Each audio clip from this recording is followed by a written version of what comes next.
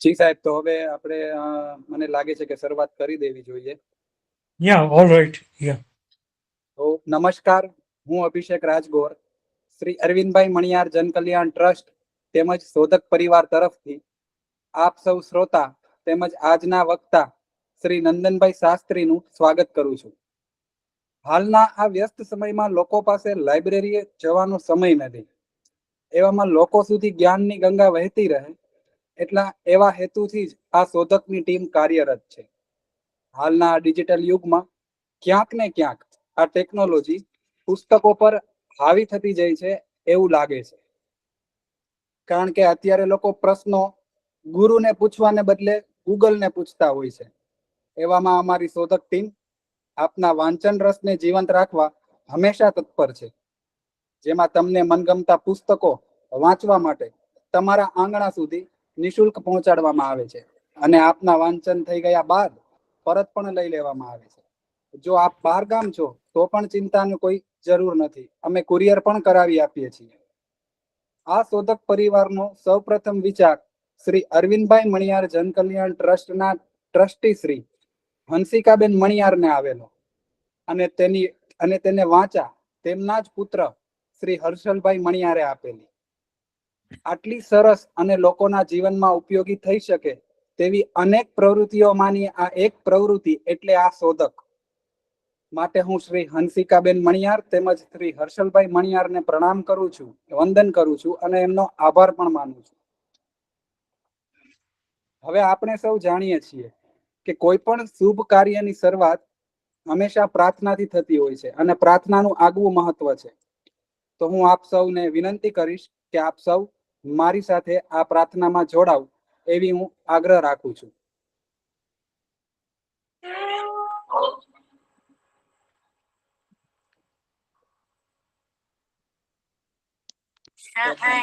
सहनावतु सहनौ भुनक्तु सह वीर्यं करवावहै तेजस्विनावधीतमस्तु मा विद्विषावहै।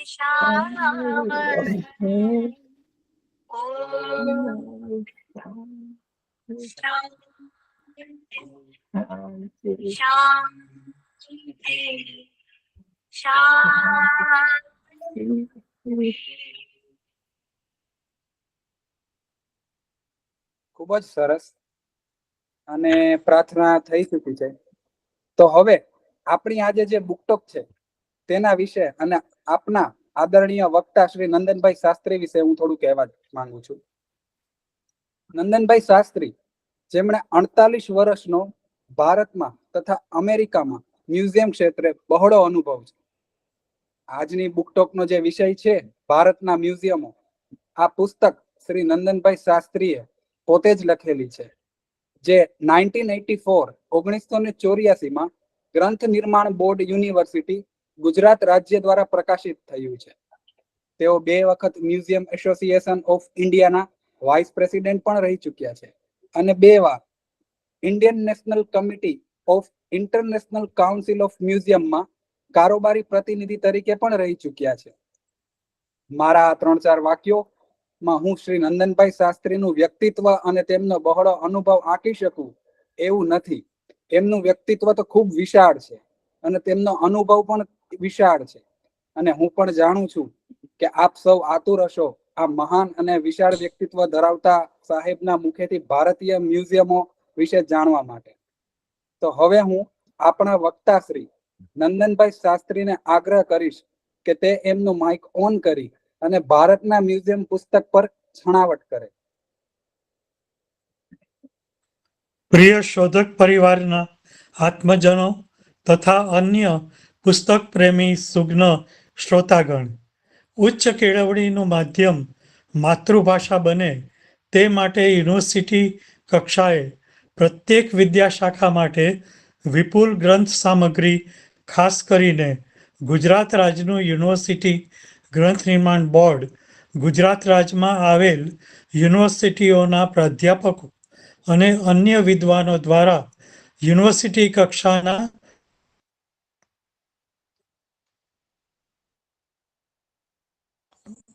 અભ્યાસક્રમને આવરી લેતા પાઠ્યપુસ્તકો અને સંદર્ભ ગ્રંથો પ્રકાશિત કરવાનું કાર્ય વર્ષ 1976થી કરે છે.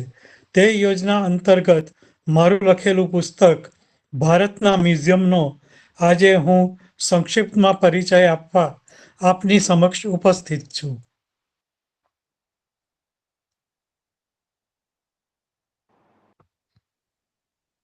જી સાહેબ, જી. તો સાહેબ, અમે એ જાણવા ઈચ્છીએ છીએ કે પ્રથમ પ્રકરણના સંદર્ભમાં આપ મ્યુઝિયમની વ્યાખ્યા, મ્યુઝિયમની પ્રવૃત્તિના પગરણ તથા ભાવિ પડકારો વિશે જણાવશો. જરૂર. મ્યુઝિયમ શબ્દનું મૂળ ગ્રીક ભાષાના મ્યુઝિયોન MOSEION શબ્દમાં રહેલું છે. એનો અર્થ થાય છે વિદ્યા મંદિર કે વિદ્યાભવન. મ્યુઝિયમ પ્રવૃત્તિના પ્રગરણ યુરોપમાં થયા.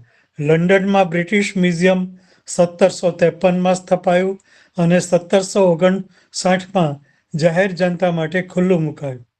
રોમમાં મ્યુઝિયમ 1777માં, વિયેનામાં 1781માં, પેરિસમાં 1793માં, માદ્રિડમાં 1809માં અને બર્લિનમાં 1830માં સ્થપાયા. ઉત્તર અમેરિકામાં 1799માં ધી પીબોડી એસેક્સ મ્યુઝિયમ સ્થપાયું. તેથી ત્યારથી અમેરિકામાં મ્યુઝિયમ પ્રવૃત્તિના પ્રગરણ થયા અને ભારતમાં 1814માં એશિયાટિક સોસાયટીનું મ્યુઝિયમ સ્થપાયું અને અત્યારે ભારતમાં 950 જેટલા મ્યુઝિયમો છે. ભારતના મ્યુઝિયમ પુસ્તકમાં કુલ 8 પ્રકરણો છે અને 92 પૃષ્ઠો છે. વિદ્યાના ક્ષેત્રમાં મ્યુઝિયમનું મહત્વ દિન પ્રતિદિન વધતું જાય છે. મ્યુઝિયમ એ હવે શાળાકીય અને ઉચ્ચ શિક્ષણનું અસરકારક પ્રત્યક્ષ માધ્યમ બન્યું છે. ભારતના ઘણા રાજ્યોમાં આવેલી યુનિવર્સિટીના અભ્યાસક્રમોમાં મ્યુઝિયમ વિદ્યાના વિષયને સ્થાન મળ્યું છે. ભારતના મ્યુઝિયમોમાં જુદા જુદા પ્રકારનું ઉદાહરણ સાથે પરિચય આપીને ભારતના મ્યુઝિયમોની વર્તમાન પ્રવૃત્તિઓ તથા ભાવિ પડકાર લેખકે આ પ્રકરણમાં કરી છે. કોઈ પણ દેશ કે રાજ્યની સાંસ્કૃતિક સમૃદ્ધિ તથા સિદ્ધિ જાણવી હોય તો તે તેના મ્યુઝિયમમાં પ્રતિબિંબિત હોય છે.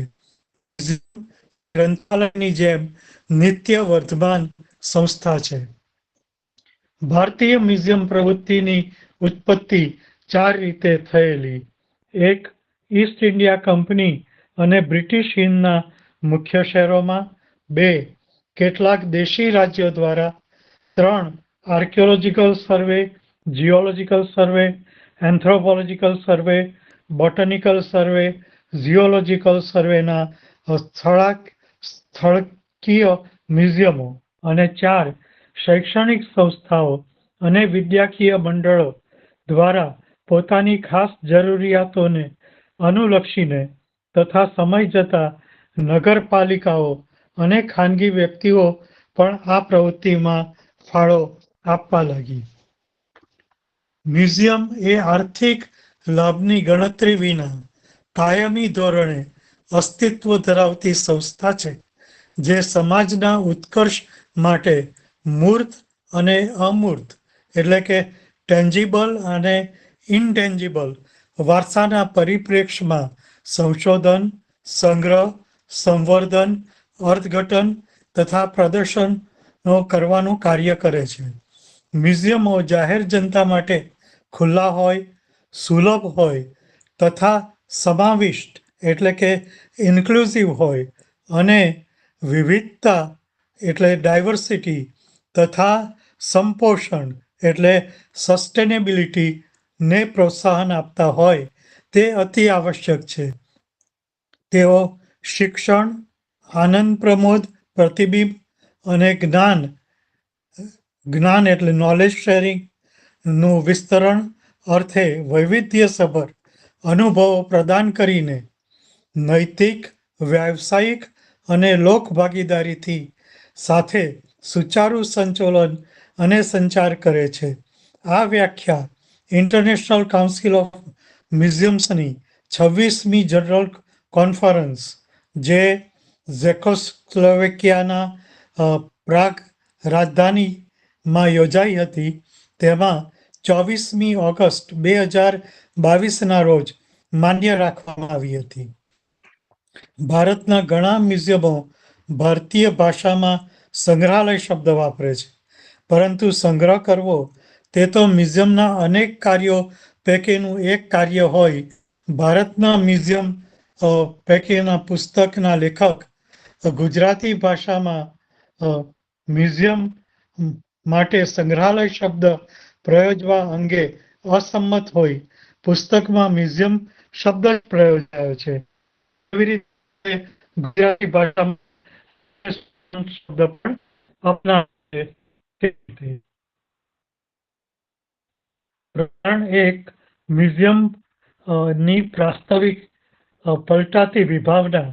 જે જાણકારી અનેકાનેક લેખો વાંચવાથી કે અનેકાનેક પ્રવચનો સાંભળવાથી મળે છે તેના કરતાં અનેક ગણી જાણકારી મ્યુઝિયમની મુલાકાત લેનારને એમાં પ્રદર્શિત વસ્તુઓના પ્રત્યક્ષ અવલોકનથી મળે છે. મ્યુઝિયમ પ્રદર્શિત વસ્તુઓના પ્રત્યક્ષ અવલોકન દ્વારા દૃશ્ય અને શ્રાવ્ય શિક્ષણનું એક મહત્વનું માધ્યમ છે. મ્યુઝિયમ વસ્તુઓનો માત્ર સંગ્રહ નથી, એ દૃશ્ય અને શ્રાવ્ય સાધનો દ્વારા સમાજ શિક્ષણનું સચોટ તથા લોકપ્રિય માધ્યમ છે. તે મુલાકાતીઓની લાગણી સાથે પણ સંકળાયેલું છે. ઉદાહરણ તરીકે યુએસએની રાજધાની વોશિંગ્ટન ડીસીમાં હોલોકાસ્ટ મેમોરિયલ મ્યુઝિયમ ના પ્રવેશદ્વાર આગળ ફ્રન્ટ ડેસ્ક પર નાઝી હુકુમત દ્વારા 6 મિલિયન યહૂદીઓને કતલ કરવામાં આવી હતી. તે પૈકી કેટલાક યહૂદી સૈનિકોના જીવન વૃત્તાંત, ખાસ કરીને તેમને કેવી યાતનાઓનો ભોગ બનવું પડ્યું તેની ડાયરીઓ મૂકવામાં આવી છે. મ્યુઝિયમ મુલાકાતીને કહેવામાં આવે છે કે તેવી એક વાંચી જાણે તમે જ તે યહૂદી સૈનિક હતા અને યાતનાનો ભોગ બન્યા હતા. તેવા સેન્ટિમેન્ટ સાથે મ્યુઝિયમની પ્રદર્શન સામગ્રી નિહાળો. જ્યારે મુલાકાતી બધા પ્રદર્શન ખંડોમાં સમય વિતાવી મ્યુઝિયમ ભવનથી બહાર નીકળતા હોય છે ત્યારે તેઓની આંખમાં અશ્રુધારા વહેતી હોય છે. ભારતમાં પણ બ્રિટિશ શાસન કાળમાં અંગ્રેજોએ જે ક્રૂરતાપૂર્વક આઝાદીના લડવૈયાઓ પર જુલમ ગુજાર્યો અને કેટલાક ફાંસીના માચડે લટકાવ્યા, તે સ્વાતંત્ર્ય સંગ્રામની ગાથા સ્વતંત્રતા સંગ્રામને લગતા મ્યુઝિયમમાં મુલાકાતીઓને ઝાંખી કરાવાય છે.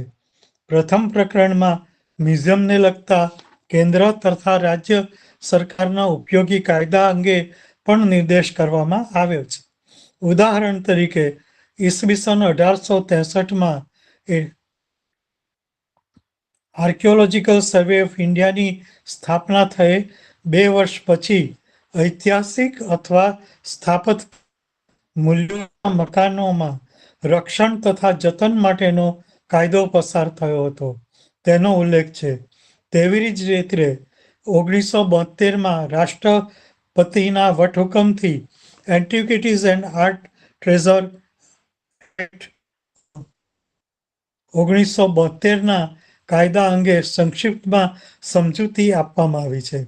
અંતમાં આ પ્રકરણમાં ભારતભરમાં મ્યુઝિયમ પ્રવૃત્તિ કેવી રીતે વધુ વ્યાપક બની અને વધુ ફળદાયી બની તેની છણાવટ કરવામાં આવી છે.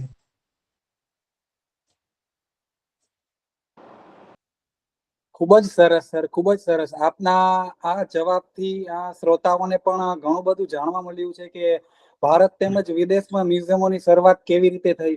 અને હું તો પોતે અત્યારે ઇતિહાસના પુસ્તકો વાંચી રહ્યો છું, એટલે તમારા જવાબ સાથે હું કનેક્ટ કરી શકું છું કે મ્યુઝિયમની જે વ્યાખ્યા છે અને મ્યુઝિયમો કેવા છે, મ્યુઝિયમો શું છે, અને આપણી સાંસ્કૃતિક ઐતિહાસિક ધરોહરને જાળવી રાખેલી જે કઈ વસ્તુઓ છે તે મ્યુઝિયમોમાં રાખેલી છે. તો ખૂબ જ આનંદ થયો સાહેબ આપના જવાબ સાંભળીને. અને હવે હું એ જાણવા ઈચ્છું છું સાહેબ, અને શ્રોતાઓ પણ એ જાણવા ઈચ્છતા હોય છે કે ભારતમાં આવેલા મ્યુઝિયમો કેવા કેવા પ્રકારના છે, તથા એકાદ ઉદાહરણ રૂપે આપના કોઈ ગમતા મ્યુઝિયમની પ્રવૃત્તિ પર જો આપ પ્રકાશ પાડી શકો તો. જરૂર. ભારતના મ્યુઝિયમ અને સંગ્રહોના પ્રકારો, કક્ષાઓ. મ્યુઝિયમનું હેતુવાર વર્ગીકરણ મુજબ મુખ્ય બે પ્રકાર ગણાવી શકાય: બહુહેતુક મ્યુઝિયમો અને એક હેતુક મ્યુઝિયમ. પ્રથમ આપણે બહુહેતુક પ્રકારના મ્યુઝિયમ વિશે જોઈએ તો તેમાં વિવિધ વિભાગો, ઉદાહરણ તરીકે પુરાતત્વ, કલા, સંસ્કૃતિ, હુન્નર અને વિજ્ઞાનના વિષયોને આવરી લેતો સંગ્રહ પ્રદર્શિત થાય છે. મુંબઈ સ્થિત છત્રપતિ શિવાજી મહારાજા વાસ્તુ સંગ્રહાલય, ચેન્નઈનું મદ્રાસ ગવર્મેન્ટ મ્યુઝિયમ, સરદાર પટેલ યુનિવર્સિટીનું યુનિવર્સિટી મ્યુઝિયમ. બીજો પ્રકાર છે બહુહેતુક મ્યુઝિયમો. ઘણા મ્યુઝિયમ ફક્ત એક જ વિષયના હોય છે.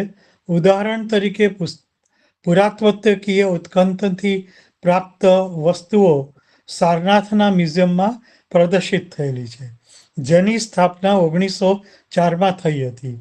કલા વિષયક મ્યુઝિયમો પૈકી અર્વાચીન કલાના સંદર્ભમાં national museum of modern art, જે ન્યૂ દિલ્હીમાં આવેલું છે, તે જાણીતું છે. આપણા અમદાવાદમાં 39 મ્યુઝિયમો છે. તે પૈકી જૂનામાં જૂનું મ્યુઝિયમ બીજે મેડિકલ કોલેજનું એનાટોમી મ્યુઝિયમ છે, જેની સ્થાપના 1946માં થઈ હતી. પ્રાકૃતિક ઇતિહાસનું ન્યૂ દિલ્હી સ્થિત national museum of natural history અને વિજ્ઞાન અને ટેકનોલોજીના ક્ષેત્રમાં કલકત્તામાં આવેલ Birla industrial and technological museum એ ઉદાહરણ તરીકે આપણે ગણી શકીએ. આ પ્રકરણ 2 વિશે સંક્ષિપ્તમાં મેં કહ્યું. જી સાહેબ, અમને જાણીને આનંદ થયો કે ભારતમાં બહુ બધા મ્યુઝિયમો અત્યારે ચાલી રહેલા છે અને એ મ્યુઝિયમો ઉપર આપણે પ્રકાશ પાડ્યો એ બદલ આપનો ખૂબ ખૂબ આભાર. સ્મૃતિ મેડમને કંઈક કહેવું છે, એમનો હેન્ડ રાઇઝ થયો છે. જી મેડમ, જણાવો. મારે પૂછવું છે કે અમદાવાદમાં જે મ્યુઝિયમ છે એમાં કઈ જાણીતા 5 મ્યુઝિયમના નામ આપશો, જેથી વિઝિટ કર્યા છે કે નહીં કે ખબર. બીજે મેડિકલનું તો મેં પહેલી વાર સાંભળ્યું. જરૂર. Lalbhai Dalpatbhai museum Saint Xavier's કોલેજની સામે આવેલું છે. પછી કસ્તુરભાઈ લાલભાઈ મ્યુઝિયમ. એ ઉપરાંત કાંકરિયામાં એક નેચરલ હિસ્ટ્રી મ્યુઝિયમ રૂબિન ડેવિડે જે શરૂ કર્યું, એ પણ ઘણું જાણીતું છે. પછી સંસ્કાર કેન્દ્ર પારડી ખાતે 2 મ્યુઝિયમો છે. એક તો કર્ણાવતી અતીતની ઝાંખી મ્યુઝિયમ અને બીજું પતંગનું મ્યુઝિયમ. પતંગના મ્યુઝિયમ વિશ્વભરમાં પણ ખૂબ જ ઓછા છે, તો એમાંનું એક ગણાવી શકાય. એવી રીતે ડૉક્ટર હિરેન શાહ, કે જે જાણીતા પેડિયાટ્રિસ્ટ છે, તો એમણે 10,000 જેટલો સંગ્રહ પોતાના ઘરની બાજુમાં જ એક વિસ્તરણ કરીને મ્યુઝિયમ બનાવ્યું અને એની એમને ટર્મિનોલોજી આપી મ્યુઝિયમની જેમ હાઉસિયમ, કારણ કે એમના હાઉસની સાથે સંકળાયેલું છે એટલે. તો પછી ગુજરાત વિદ્યાપીઠની અંદર પણ 3 મ્યુઝિયમ અગત્યના છે. એક મોરારજીભાઈ દેસાઈનું મ્યુઝિયમ, અને એમાં એમને ભારત રત્ન જે મળે એ ઇલકાબ પણ પ્રદર્શિત કરવામાં આવેલો છે. બીજું ભારતીય સંસ્કૃતિનું મ્યુઝિયમ ત્યાં આગળ છે. ત્રીજું ત્યાં આગળ આદિવાસી મ્યુઝિયમ પણ બહુ જાણીતું છે. સમયના અભાવે શ્રુતિબેન હું વધારે અમદાવાદના મ્યુઝિયમોનો ઉલ્લેખ નથી કરતો, કારણ કે હજુ આપણે ઘણા બીજા પ્રકરણો વિશે વિવરણ કરવાની. Okay, thank you so much for the information. ખૂબ ખૂબ ધન્યવાદ સાહેબ. આપે મેડમની સાથે સાથે અમને પણ અમદાવાદમાં મ્યુઝિયમો જેટલા છે એના વિશે જણાવી અને કીધું છે કે અમે પણ ચોક્કસ હવે અમદાવાદ જશું ત્યારે આપના જણાવેલા મ્યુઝિયમ ઉપર ચોક્કસથી મુલાકાત લઈશું. અને હવે આમ શ્રોતાઓને અને મારે એ પણ જાણવું છે સાહેબ કે સંગ્રહો કેવી રીતે થાય, સંભાળ એની કેવી રીતે થાય તથા એની સુરક્ષાની થોડી છણાવટ કરો તો અમે જાણવા આતુર છીએ સાહેબ. કોઈ પણ સુયોજિત હેતુલક્ષી ના સંચાલક હેતુની કક્ષા કઈ છે તે ખ્યાલમાં રાખીને જ ગમે તે ભેટ સ્વીકાર ન કરતા કે વેચવા માટે વસ્તુની દરખાસ્ત વિશે પરચેસ કમિટીનું ગઠન કરી નિયમો ચકાસી નિર્ણય કરે છે. આંતરરાષ્ટ્રીય કક્ષાએ પ્રસિદ્ધ થયેલી મ્યુઝિયમ ડિરેક્ટરીમાં ઉદાહરણ તરીકે યુનિવર્સિટી ઓફ બોમ્બેના પ્રાધ્યાપક ડૉક્ટર નશીરવાન થુથીએ 2600 જેટલી ઉત્કૃષ્ટ મૂર્તિઓ તથા અન્ય કલાકૃતિ સરદાર પટેલ યુનિવર્સિટીના મ્યુઝિયમને આપેલી તેનો ખાસ ઉલ્લેખ કર્યો છે. સંગ્રહની સંભાળ અને સુરક્ષા માટે મ્યુઝિયમ ભવન એ પ્રાથમિક જરૂરિયાત છે. આવા મકાનમાં વસ્તુઓનો સંગ્રહ, પ્રદર્શન ખંડો, અનામત સંગ્રહ ખંડ એટલે કે રિઝર્વ કલેક્શન હોલ, વહીવટી સંચાલન કાર્યાલય, સંરક્ષણ માટેની પ્રયોગશાળા, શિક્ષણ તથા સંશોધન માટેના ખંડ અને ઓડિટોરિયમની આવશ્યકતા હોય છે. સંગ્રહમાં પ્રાપ્ત થયેલી વસ્તુઓ ખંડિત કે વિકૃત દશામાં જેમ કે ધાતુની મૂર્તિ પર કાટ લાગ્યો હોય તો તેને પ્રયોગશાળામાં રાસાયણિક પ્રક્રિયાથી ટ્રીટમેન્ટ આપવી પડે છે. તાલીમ પ્રાપ્ત કરી હોય અને બહોળો અનુભવ ધરાવતા હોય તથા રસાયણશાસ્ત્ર અને ભૌતિક શાસ્ત્રનું જ્ઞાન ધરાવતા હોય તેવા કન્ઝર્વેટર સ્ટાફમાં હોવા આવશ્યક છે. આમ પ્રકરણ 3 આપણે સંક્ષિપ્તમાં જોયું. બરાબર છે સાહેબ. આપે અમને કઈ રીતે સંગ્રહ કરવો, એની સંભાળ કઈ રીતે રખાય છે અને સુરક્ષા કઈ રીતે થાય છે એના વિશે જણાવીને અમારા ક્યાંક ને ક્યાંક નોલેજમાં વધારો કર્યો છે. અને હવે સાહેબ અમે એ જાણવા આતુર છીએ કે પ્રદર્શન અને લેબલો શીર્ષક વાળા ચોથા પ્રકરણનો સાર શું છે? મ્યુઝિયમની ખરી ભૂમિકા સંગ્રહાલય કરતા આધુનિક ટેકનોલોજીથી સજ્જ પ્રદર્શનાલય તરીકે રહેલી છે. નૈસર્ગિક વસ્તી સ્થાનો, ઐતિહાસિક કાળના ખંડ, વસ્ત્રાભૂષણ પહેરેલા સ્ત્રી પુરુષ, ઝૂંપડીઓ, પુરાતત્વીય પુનર્નિર્માણો, મોટા હાડપિંજર પ્રદર્શિત કરવાનો પ્રદર્શન ખંડ, આઝાદી પહેલા દેશી રજવાડાના રાજવીઓના શાસનકાળની ઝાંખી કરાવતો ખંડ, પશુ પક્ષીઓના ડાયરોમાં કાયમી પ્રદર્શનમાં અર્થઘટનાત્મક, સૌંદર્યાત્મક અને મનોરંજનના પાસાઓને સંવાદી રીતે સંયોજિત કરવામાં આવે છે. કામચલાઉ પ્રદર્શન ખંડ એટલે કે ટેમ્પરરી અને ટ્રાવેલિંગ એક્ઝિબિશન માટે જે ઉપયોગમાં લેવાય છે. તો કેટલીક વાર મ્યુઝિયમના સ્થળેથી દૂર ગ્રામ્ય વિસ્તારમાં ટ્રાવેલિંગ એક્ઝિબિશન એ મોબાઈલ એક્ઝિબિશન વાનથી અન્ય સ્થળોએ લઈ જવામાં આવે છે. ઉદાહરણ તરીકે આવી વાનથી વિજ્ઞાન અને ટેકનોલોજી જેવા વિષયોની માહિતી ગ્રામ વિસ્તારોમાં એક્સટેન્શન એજ્યુકેશનના નેજા હેઠળ સફળતાપૂર્વક પ્રદર્શિત વસ્તુઓ શી છે તે જાણવા કરતાં તે વસ્તુ નિહાળનાર મ્યુઝિયમના મુલાકાતીઓ તે શો સંદેશો આપે છે તે તેને જણાવી શકાય તો જે તે પ્રદર્શન સાર્થક ગણાય. સંગ્રહને પ્રદર્શિત કેવી રીતે કરવો તેનો પ્રકાર ઓબ્જેક્ટ ઓરિએન્ટેડ છે કે કન્સેપ્ટ ઓરિએન્ટેડ છે એ અભિગમ મહત્વનો છે. અને એ સંદર્ભમાં મ્યુઝિયમના પ્રદર્શન ખંડની આયોજના જે તે સંગ્રહ માટે કેટલી જગ્યા ઉપલબ્ધ છે, ખંડમાં પ્રકાશ, ધ્વનિ, શ્રવણ ઇત્યાદિને અનુલક્ષીને આધારે કરવામાં આવે છે.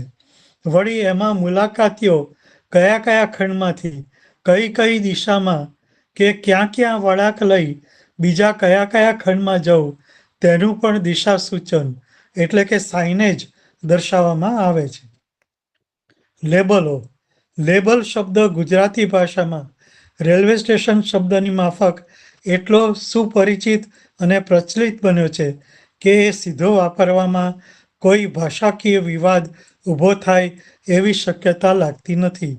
લેબલો મુખ્ય બે જાતના હોય છે, ગ્રુપ લેબલ અને જે તે વસ્તુના ઇન્ડિવિજ્યુઅલ લેબલ.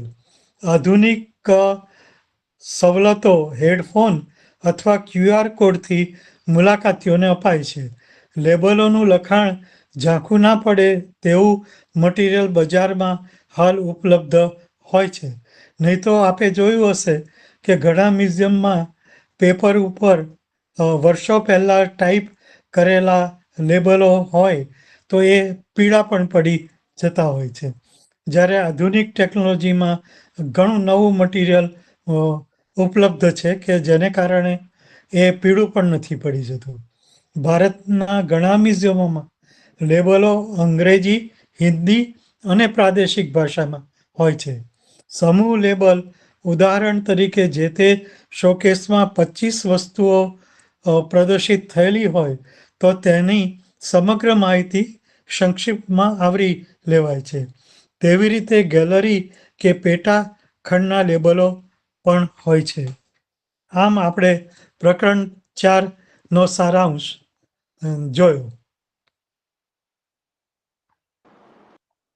જી સાહેબ, ખૂબ જ ધન્યવાદ આપનો કે આપે અમને આ લેબલોનું મહત્વ શું છે કે જ્યારે મ્યુઝિયમમાં જઈએ અને એમના જે કઈ વસ્તુઓ રાખેલી હોય એની નીચે લખેલા લખાણનું મહત્વ શું છે એ સમજાવ્યું. એ બદલ આપનો ખૂબ ખૂબ આભાર. અને હવે અમને એવું લાગે છે કે જ્યારે આ પુસ્તક વિશે આપ પૂરું વિવેચન આપશો પછી અમે જ્યારે મ્યુઝિયમમાં જશું તો મ્યુઝિયમને જોવાનો અમારો જે નજરિયો છે એ ક્યાંક ને ક્યાંક બદલાઈ જશે એવું મને લાગે છે. અને શૈક્ષણિક પ્રવૃત્તિ એ સાહેબ આ મ્યુઝિયમની થોડી ઘણી જે કોઈ પ્રવૃત્તિઓ ચાલતી હોય તો એમાં આપ થોડી ઝાંખી કરશો તો અમને ખૂબ આનંદ થશે. કુલ 8 પ્રકરણો પૈકી મારી દ્રષ્ટિએ શૈક્ષણિક પ્રવૃત્તિ વાળું પ્રકરણ 5 અતિ મહત્વનું છે. એટલે આની છણાવટ કરવા હું થોડો વધારે સમય લઈશ. મ્યુઝિયમ શાળાકીય શિક્ષણનું સબળ પૂરક અંગ બની શકે છે. વિદ્યાર્થીઓને તેમના અભ્યાસક્રમને અનુલક્ષીને કેટલાક ટોપિક્સ જેવા કે ધરતીકંપ, સુનામી, ડાયનોસોર્સ, ગ્લોબલ વોર્મિંગ, પ્રાગ ઐતિહાસિક હથિયારો, લઘુચિત્ર શૈલી પર મ્યુઝિયમમાં અવારનવાર યોજાતા હંગામી પ્રદર્શનો અથવા કાયમી ધોરણે આયોજિત પ્રદર્શનો નિહાળી જ્ઞાન પ્રાપ્તિ અર્થે મ્યુઝિયમની મુલાકાતે લઈ જવામાં આવે છે. જે શૈક્ષણિક પ્રવૃત્તિ નિર્મિત કરતા હોય છે ત્યાં મ્યુઝિયમના પાર્કિંગ એરિયામાં ઉત્સુક ચહેરાવાળા વિદ્યાર્થીઓને સ્કૂલ બસમાંથી ઉતરતા જોવા તે પણ જે તે મ્યુઝિયમના સ્ટાફ મેમ્બર માટે શૈક્ષણિક પ્રવૃત્તિના બહોળા વ્યાપની નિશાની છે. આમ આવી મુલાકાતનો હેતુ પર્યટનલક્ષી નહીં પણ શિક્ષણલક્ષી હોવો ઘટે. મ્યુઝિયમના મુખ પદાર્થો જાણે બાળ પ્રેક્ષકો જોડે વાત કરવા લાગે છે. ડાયનોસોર્સના લાઈફ સાઇઝ મોડલની નજીક મુલાકાતી જાય ત્યારે અચાનક મોડલ હલનચલન કરતું અને ગર્જના કરતું જોવાથી વિદ્યાર્થીઓમાં રોમાંચ, એક્સાઇટમેન્ટ અનુભવાય છે. જ્યારે પ્રદર્શનો નિહાળી વિદ્યાર્થીઓ મ્યુઝિયમ ભવનમાંથી બહાર નીકળે છે ત્યારે પોતાના શાળાકીય જ્ઞાન ઉપાર્જનમાં રુચિર અને સઘન ઉમેરો થવાની સ્વાભાવિક લાગણી અનુભવે છે. જ્યાં શ્રાવ્ય દૃશ્ય સાધનોની સગવડ હોય તેવા મ્યુઝિયમ વિદ્યાર્થીઓને જ્ઞાન ઉપાર્જનમાં વિશેષ રસ પેદા કરી શકે છે. તેટલું જ નહીં, કચ્છમાં ભુજ ખાતે સ્મૃતિવન અર્થક્વેક મેમોરિયલ મ્યુઝિયમમાં તો કૃત્રિમ રીતે ધરતીકંપ સર્જી વિદ્યાર્થીઓને ધરતીકંપનો અનુભવ પણ કરાવે છે. જે મ્યુઝિયમોમાં પ્લેનેટોરિયમની સગવડ હોય ત્યાં ખગોળ વિદ્યાના યુનિવર્સિટીના અભ્યાસક્રમના શિક્ષણમાં મ્યુઝિયમ સક્રિય સહકાર આપે છે. ભૌતિક વિજ્ઞાનનો, પ્રાકૃતિક ઇતિહાસ અને તબીબી વિદ્યા તથા એન્જિનિયરિંગ જેવા વિષયોને લગતું ઉચ્ચ શિક્ષણ આપતી સંસ્થાઓ પણ પોતાનું મ્યુઝિયમ ધરાવતા હોય છે. મ્યુઝિયમ ફક્ત વિદ્યાર્થીઓ માટે જ નહીં પરંતુ સમાજના સર્વે વર્ગો માટે હોય છે. મ્યુઝિયમ સામાન્ય રીતે વર્ણનાત્મક વસ્તુઓ પ્રદર્શિત કરે છે, જ્યારે પર્યાવરણના પ્રદર્શનો વસ્તુઓને બદલે પરિસ્થિતિને પ્રદર્શિત કરે છે. ઉદાહરણ તરીકે, શું માણસ પોતાની હસ્તી ટકાવી શકે? કેન મેન સર્વાઈવ ને લગતા પ્રદર્શનમાં રજૂઆતનો આરંભ માનવ હસ્તીનો આધાર ખોરાક, પાણી અને હવાના પૂરતા પુરવઠા પર રહેલો છે. એવા સાદા પણ સચોટ વિધાનથી થાય છે. આવા પ્રદર્શન લોક શિક્ષણમાં જાણકારી ઉપરાંત વ્યાવહારિક ઉપયોગિતા વિભાવના ધરાવે છે. મ્યુઝિયમ એટલે અજાયબી અને મનોરંજન એ બે નિતાંત એટલે કે એક્સ્ટ્રીમ અભિગમોનો શુભક સમન્વય. ગ્રામ વિસ્તારોમાં શહેરોમાંથી મોકલેલા તૈયાર મોડેલોને બદલે ગ્રામ વિસ્તારના સ્થાનિક હુન્નરકારો પાસે સાદા મોડેલો બનાવડાવી શકાય. દાખલા તરીકે આંખના 3 મોડેલ તૈયાર કરાવી શકાય. ધોરણસર એટલે નોર્મલ આંખ, દીર્ઘ દ્રષ્ટિવાળી આંખ અને ટૂંકી દ્રષ્ટિવાળી આંખ. આ વિભિન્ન પ્રકારો મ્યુઝિયમમાં જોનાર ગ્રામવાસીને ચશ્માની મદદથી નેત્ર દૃષ્ટિ સુધારવાની શક્યતાનો ખ્યાલ સમજવો સરળ બને છે. ગામના ઉત્સાહી યુવક યુવતીઓ ક્ષેત્ર પ્રદર્શન કરી પ્રાણીશાસ્ત્ર, વનસ્પતિશાસ્ત્ર, ભૂસ્તરશાસ્ત્ર, કલાઓ અને હુન્નરને લગતું મ્યુઝિયમ ઊભું કરી શકે. આ પુસ્તકના 8 પ્રકરણો પૈકી આ મ્યુઝિયમમાં શૈક્ષણિક પ્રવૃત્તિનું પ્રકરણ મેં કહ્યું એમ સૌથી અગત્યનું છે.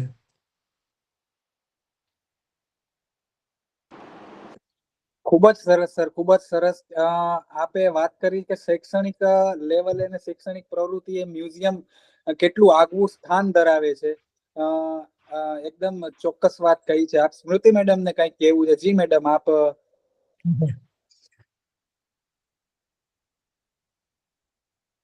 મ્યુટ. She is mute. આપનો માઇક અનમ્યુટ કરજો madam. Okay. I would like to request you to recommend to school board that each school must organize a visit to different museums in their cities or towns, wherever they are. I think it's an excellent activity. આપણે અત્યારે જ ઘણા છોકરાઓને મેં સાંભળ્યું છે કે sine theta cos theta અમે જિંદગીમાં વાપરતા નથી, પણ આવી ઇન્ફોર્મેશન બહુ જ કામમાં લાગે એવી છે.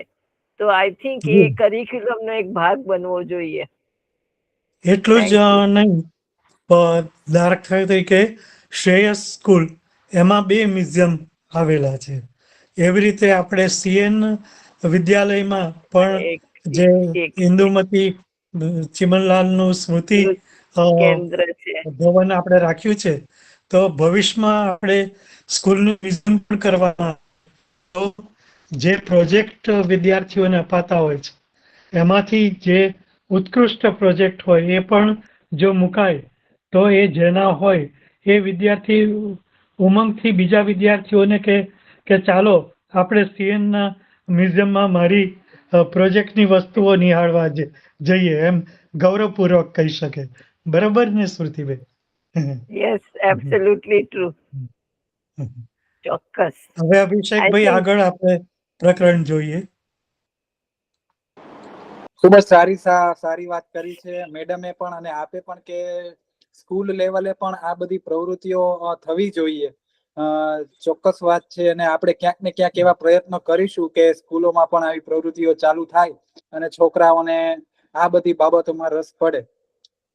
સાહેબ, હવે અમે એ જાણવા ઈચ્છીએ છીએ કે પ્રકાશનો તથા સંશોધન ક્ષેત્રે ભારતના મ્યુઝિયમનો વૈશ્વિક સ્તરે શું ફાળો હોઈ શકે અને શું ફાળો છે? મ્યુઝિયમના પ્રકાશનો મુખ્ય બે પ્રકાર હોય. એક, મ્યુઝિયમ પોતાની વસ્તુઓને લગતા, એટલે કે કેટલોગ, મોનોગ્રાફ પ્રકાશિત કરે. બીજું, સામાન્ય એટલે કે જનરલ સંશોધનને લગતા મ્યુઝિયમની પોતાની વસ્તુને લગતા પ્રકાશન. આ પ્રકારના પ્રકાશનોમાં સૂચિ ગ્રંથો અગ્રીમ સ્થાન ધરાવે છે. ઈસવીસન 1849માં ભારતમાં પ્રથમ સૂચિ ગ્રંથ કલકત્તામાં આવેલી એશિયાટિક સોસાયટી ઓફ બેંગાલે પ્રકાશિત કર્યો. ત્યારબાદ ઈસવીસન 1850માં મુંબઈની ગ્રાન્ટ મેડિકલ કોલેજનો સૂચિ ગ્રંથ પ્રકાશિત થયો અને ઈસવીસન 1881માં ઇન્ડિયન મ્યુઝિયમ કોલકાતાએ મ્યુઝિયમના વિવિધ વિભાગોના સૂચિ ગ્રંથો પ્રકાશિત કર્યા. આ દૃષ્ટિએ દેહરાદૂનના ફોરેસ્ટ રિસર્ચ ઇન્સ્ટિટ્યૂટના મ્યુઝિયમના, મદ્રાસ ગવર્મેન્ટ મ્યુઝિયમના, ઓરિએન્ટલ ઇન્સ્ટિટ્યૂટ વડોદરાના ઇત્યાદિ સૂચિ ગ્રંથો ઉલ્લેખનીય છે. ભારતના દરેક મ્યુઝિયમની ફરજ છે કે પોતાના રોજિંદા કાર્યોની સાથે સાથે આવા પ્રકાશનો કરવા પણ ધ્યાન આપવું. વાર્ષિક અહેવાલો પોતાની દર વર્ષની ઉપલબ્ધિ અને હાથ ધરાયેલ શૈક્ષણિક અને સંશોધનની પ્રવૃત્તિઓ, બજેટ ઇત્યાદિની માહિતી વાર્ષિક અહેવાલોમાં અપાતી હોય છે. પ્રક્રિયા પ્રકાશનો કેટલાક મ્યુઝિયમો પોતાના સ્વરૂપ, વિકાસ અને સંગ્રહ વિશે સંક્ષિપ્ત પરિચય આપતી બ્રોશર અથવા ફોલ્ડર પ્રકાશિત કરે છે, તો બીજા કેટલાક મ્યુઝિયમો પ્રત્યેક વિભાગની અલગ અલગ ગાઈડબુક બહાર પાડે છે. National museum of natural history New Delhi એ તો બ્રેલ લિપિમાં પણ 3 વોલ્યુમ બહાર પાડ્યા છે, એટલે અંધજનો પણ મ્યુઝિયમની મુલાકાત લેતી વખતે આ ગાઈડબુકનો ઉપયોગ કરી શકે. સામાન્ય સંશોધનને લગતા પ્રકાશન, લઘુ ગ્રંથો એટલે મોનોગ્રાફ.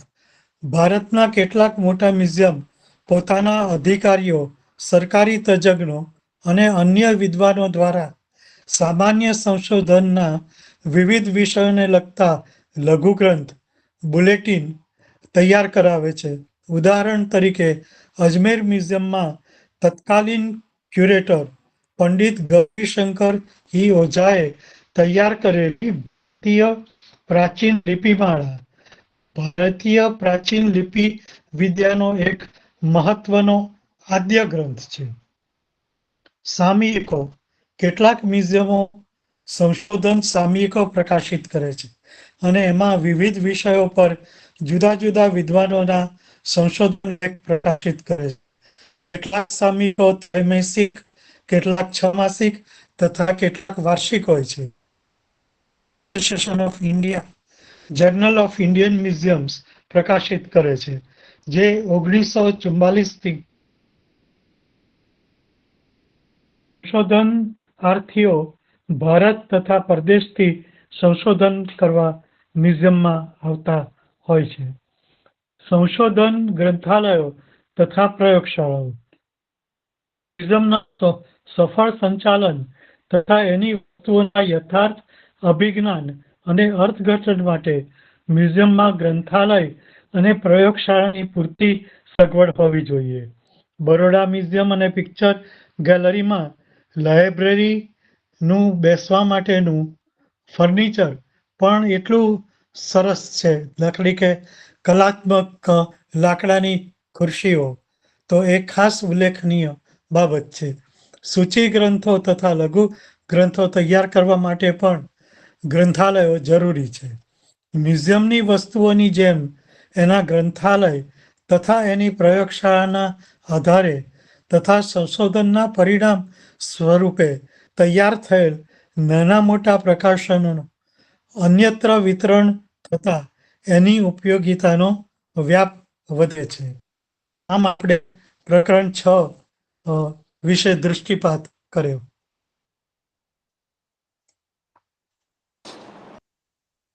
વૈશ્વિક સ્તરે આપણા ભારતનો આટલો મોટો ફાળો જોઈ અને અમને આનંદ થાય છે કે આપણે એવા દેશમાં રહીએ છીએ કે જ્યાંનો ઇતિહાસ એમ કહીએ ને કે આખી દુનિયામાં અત્યારે વ્યાપ થયેલો છે. ખૂબ જ સરસ સાહેબ, ખૂબ જ સરસ. હવે અમે સાહેબ એ જાણવા ઈચ્છીએ છીએ કે આપ મ્યુઝિયમના વહીવટી માળખા તથા કાર્યોની આલોચના કરશો. જરૂર. ભારતના મ્યુઝિયમોમાં વિપુલ સંખ્યામાં કેન્દ્ર કે રાજ્ય સરકાર સંચાલિત મ્યુઝિયમો છે. કેટલાક મ્યુઝિયમો મ્યુનિસિપલ કોર્પોરેશન સંચાલિત અને કેટલાક યુનિવર્સિટીઓ કે કોલેજો કે સ્કૂલો દ્વારા સંચાલિત છે અને કેટલાક ખાનગી ટ્રસ્ટો દ્વારા સંચાલિત છે. તેથી ઘણા મ્યુઝિયમના વહીવટી માળખામાં ઘણો ફરક જોવા મળે છે. ઘણા મ્યુઝિયમમાં વહીવટી અને ટેકનિકલ વડાની પોસ્ટનું નામ ક્યુરેટર હોય છે. મોટા મ્યુઝિયમોમાં ઘણા ક્યુરેટરો ઉપર ચીફ ક્યુરેટર અને તેમની ઉપર ડાયરેક્ટર કે ડાયરેક્ટર જનરલની પોસ્ટ હોય છે. ક્યુરેટરને મદદ કરવા associate curator, assistant curator, curatorial associate, helper to curator, gallery assistant, museum assistant જેવી પોસ્ટ હોય છે. ટેકનિકલ સ્ટાફમાં કેમિસ્ટ, ટેક્સીડર્મિસ્ટ, ફોટોગ્રાફર અને કાર્યાલયના કર્મચારીગણમાં ક્લાર્કો, ટાઈપિસ્ટ, કોમ્પ્યુટર ઓપરેટર, મોડેલર, પટાવાળા, સ્વીપર, ચોકીદાર ઇત્યાદિ હોય છે. કેટલાક મ્યુઝિયમમાં ગાઈડ લેક્ચરર પણ હોય છે. વોલેન્ટિયર્સ પણ વહીવટી કામમાં મદદરૂપ થતા હોય છે. મ્યુઝિયમના વહીવટી કાર્યોમાં સંગ્રહ પ્રાપ્તિ, તેની જાળવણી અને પ્રદર્શન મુખ્ય છે. નવી વસ્તુઓ પ્રદર્શિત કરવાની ખરીદી વાર્ષિક અંદાજપત્રની આર્થિક જોગવાઈ મુજબ કરવાની હોય છે. કેટલાક મ્યુઝિયમોમાં માર્કેટિંગનો પણ અલાયદો સ્ટાફ હોય છે. મ્યુઝિયમ શોપમાં પણ વહીવટી સ્ટાફની આવશ્યકતા હોય છે જે વેચાણનું કાર્ય સંભાળે છે. આમ આપણે આ પ્રકરણ માં વહીવટી કાર્યો વિશે જોયું. જી સાહેબ, અત્યાર સુધી જ્યારે પણ મ્યુઝિયમમાં ગયા હોય ત્યારે આપણે કોઈ પણ એક વસ્તુને જોઈ અને નીકળી જતા હોય, પણ હવે આજના બુકટોક પછી એવું લાગે છે સાહેબ કે એક વસ્તુ પાછળ કેટલા વ્યક્તિઓ કાર્યરત છે, કેટલી પ્રવૃત્તિઓ કાર્યરત છે, એની પાછળ ઘણું બધું કામ થતું હોય છે અને ઘણા બધા લોકો કામ કરતા હોય છે. એટલે જેવું મેં તમને અગાઉ કહ્યું કે હવે મ્યુઝિયમમાં જઈ અને મ્યુઝિયમને નિહાળવાનો આખો નજરિયો છે આજથી ચોક્કસ બદલાઈ જશે એવું મને લાગે છે. જરૂર.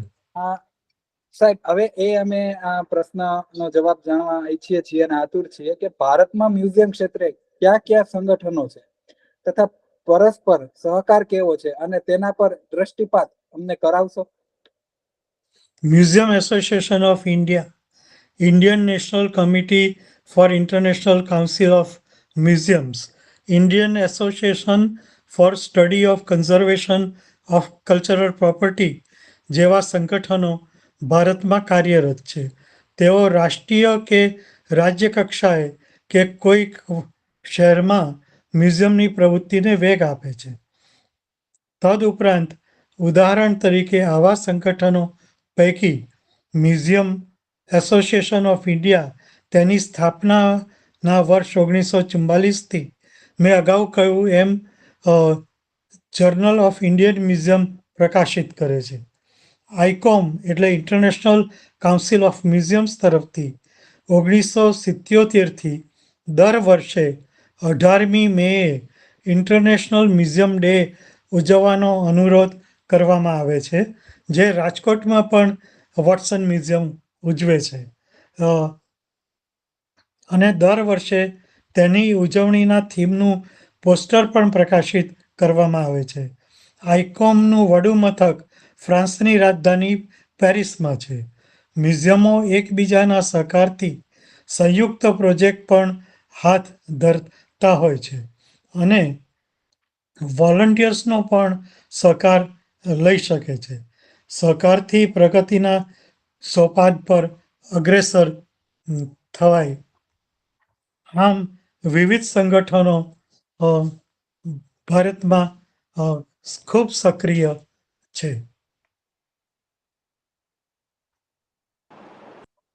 અમને જાણીને ખૂબ જ આનંદ થયો સાહેબ, અને આપે આ 8 પ્રકરણોને એવી રીતે અમારી સામે અને અમારી સાથે મૂક્યા છે કે જાણે અમે અત્યારે મ્યુઝિયમના ઇતિહાસથી લઈ અને વર્તમાન સુધી જીવી ગયા હોય એવું અમને લાગે છે.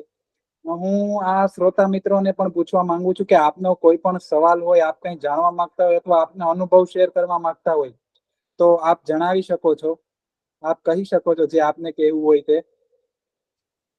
પ્રશ્નોત્તરી શરૂ થાય એ પહેલા તમે જે હમણાં અભિષેકભાઈ જી વિધાન સાહેબ. કર્યું એમાં એક ઉમેરો કરું કે હા. મ્યુઝિયમ ફક્ત ભૂતકાળની ઝાંખી કરાવે છે એટલું જ નહીં, પણ નથી. આપણે એમ માનો કે રાજકોટનો દાખલો લઈએ તો હા.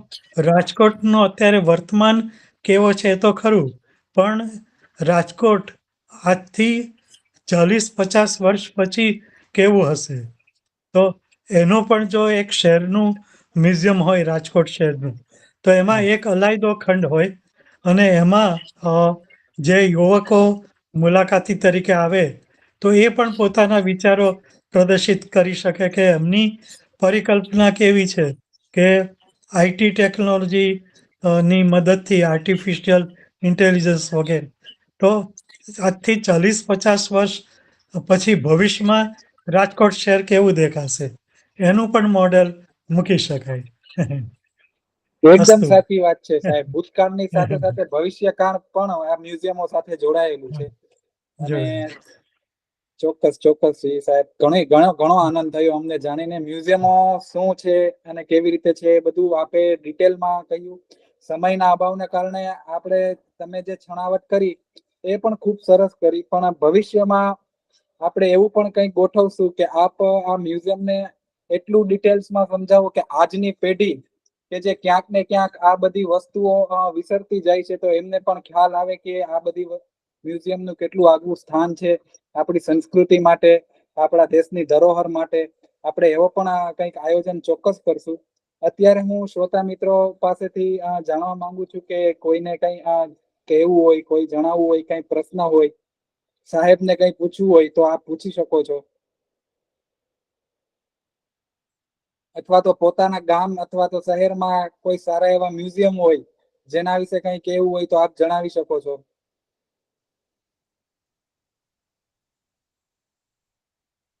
અને નંદન સાહેબ શાસ્ત્રીનું આપણે ઈમેલ એડ્રેસ પણ પિન કરેલું છે મેસેજમાં. કોઈને કંઈ પણ પ્રશ્ન પૂછવો હોય ક્યારેય પણ તો તમે તેમને ઈમેલ પણ કરી શકો છો અને તે તમને જવાબ પણ આપશે એ બાબતે.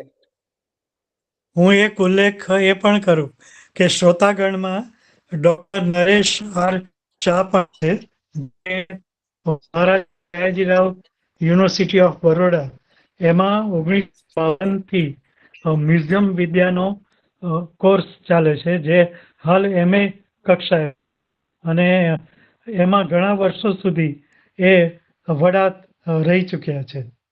એમને પણ કંઈક આ વિષયના સંદર્ભમાં કહેવું હોય તો નરેશભાઈ તમે પણ કહી શકો છો. હેલો.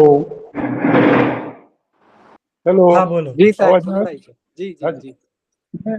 મેં એક મેસેજમાં મૂક્યું છે કે નંદનભાઈ દ્વારા જે કંઈ રજૂઆત થઈ એ ખરેખર બિરદાવવા લાયક છે.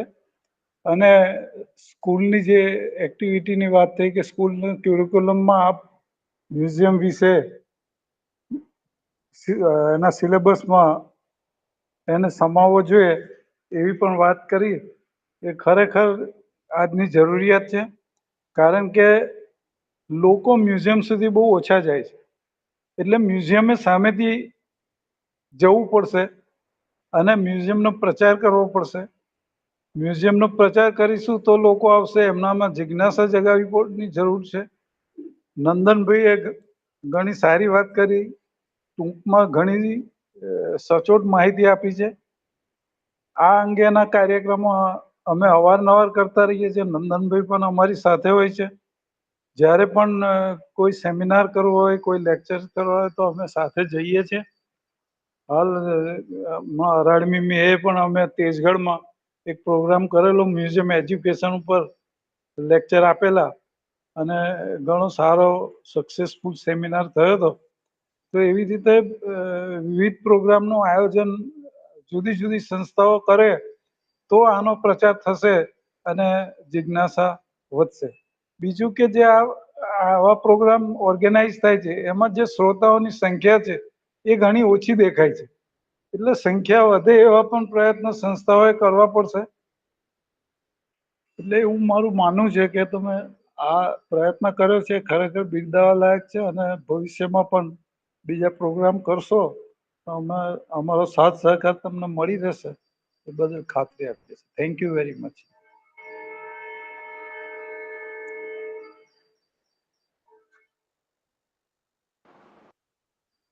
ધન્યવાદ સાહેબ, ધન્યવાદ. આપે ખૂબ સારી વાત કહી અને ભવિષ્યમાં ચોક્કસ આપણે આવો કોઈ પ્રોગ્રામ ગોઠવશું કે મ્યુઝિયમો માટે લોકો જાગૃત થાય અને એમના વિશે થોડી જાણકારી મેળવે તો આપણી જે આ ધરોહર છે જળવાઈ રહે અને દેશ વિદેશમાં આપણા ભારતનું નામ પણ ગૌરવપૂર્ણ કરતા રહીએ આપણે આ મ્યુઝિયમ થકી, એવી મને આશા છે.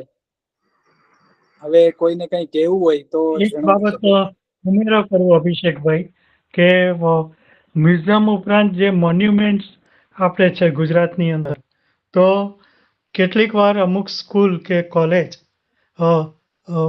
1 વર્ષ માટે 2 વર્ષ માટે એમ દત્તક પણ લઈ શકે અને આ ડૉક્ટર નરેશભાઈ શાહ જેવા તજજ્ઞો કે જે કેમિકલ ટ્રીટમેન્ટમાં બહોળો અનુભવ ધરાવે છે તો એ વિદ્યાર્થીઓને સમજાવે કે આ મોન્યુમેન્ટને આપણે સાચવણી માટે કેવું કરી શકીએ અને ટ્રેનિંગ મેળવે.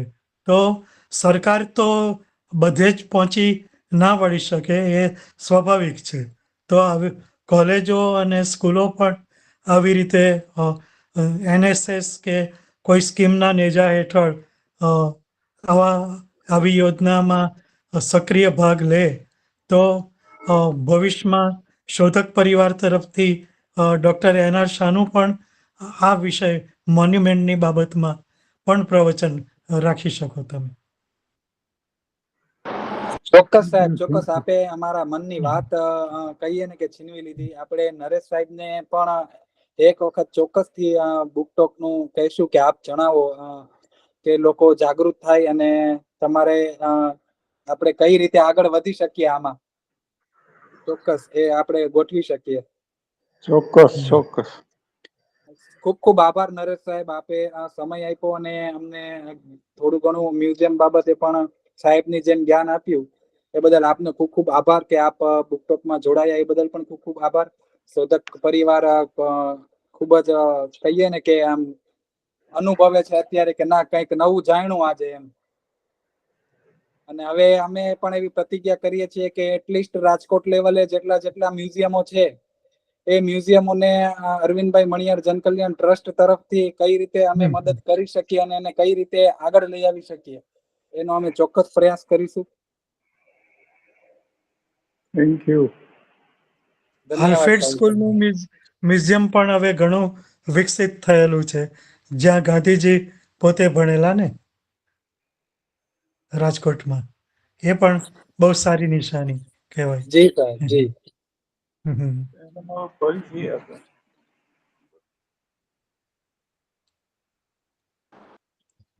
આમંત્રણ તમે આપ્યું એ બદલ ઘણો આભાર અભિષેક ભાઈ. શોધક પરિવારના તમામ સભ્યોનો પણ આભાર કે આજનો આ પ્રોગ્રામ બહુ સુચારુ રીતે તમે કન્ડક્ટ કર્યો. ધન્યવાદ, ધન્યવાદ સાહેબ, ખૂબ ખૂબ ધન્યવાદ. આપને શાયદ મારી ઉંમરથી 2 ગણો અનુભવ છે અને હું તો અહીંયા માત્ર જ્ઞાન માટે જ આવેલો અને મને ઇતિહાસ અને આ બધી બાબતોમાં ખરો રસ. એટલે જાણે મેં એક મૂવી જોયેલું છે, તમે પણ જોયું જ હશે, night in the museum. A movie જાણે હું અત્યારે નિહાળતો હોઉં તમારા મુખેથી કે મ્યુઝિયમનો ઇતિહાસથી લઈને અત્યાર સુધી શું શું થયું છે હા. એટલે ખૂબ જ આનંદ થયો મને જોડાઈને, અને તમારું આ બુક ટોક સાંભળીને બધાને ખૂબ જ આનંદ થયો છે, મને આશા છે.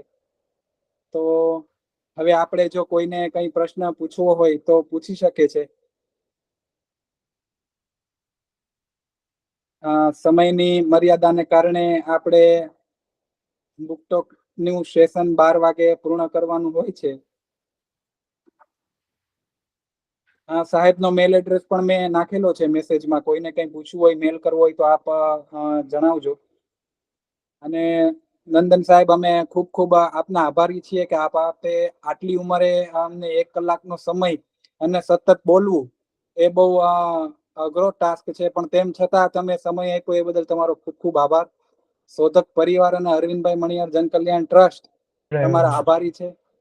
આવી જ રીતે આપણે ભવિષ્યમાં પણ કાર્યક્રમો ગોઠવશું, અને તમે ચોક્કસથી રાજકોટ પધારો અને મુલાકાત લો એવી અમારો આગ્રહ છે પરિવારમાં, શોધક પરિવાર. જરૂર જરૂર. ફરીથી આપણે આવતા રવિવારે નવા બુક ટોક અને નવા પુસ્તક સાથે મળીશું. તો અત્યારે આપણે આ સેશનને વિરામ દઈએ અને બધા પાછા ફરીવારે આવતા રવિવારે મળીએ. જી સાહેબ.